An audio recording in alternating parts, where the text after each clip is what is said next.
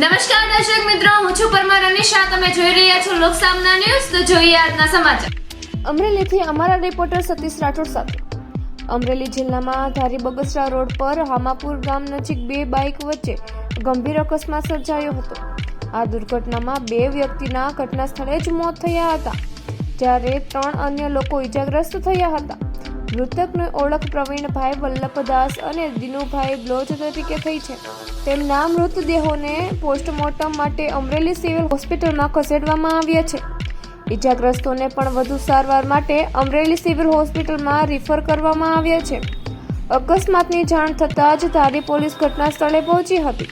પોલીસે અકસ્માત કેવી રીતે સર્જાયો તે અંગે તપાસ હાથ ધરી છે અને પંચનામાની કાર્યવાહી કરી હતી.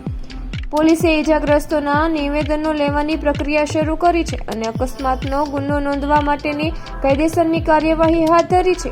જિલ્લામાં અકસ્માતોની ઘટનાઓ સતત સામે આવી રહી છે, જેને પગલે પોલીસ દ્વારા વધુ તપાસ ચાલી રહી છે. તો ફરી મળીશું એક નવા સમાચાર સાથે. ત્યાં સુધી જોતા રહો લોકસામના ન્યૂઝ.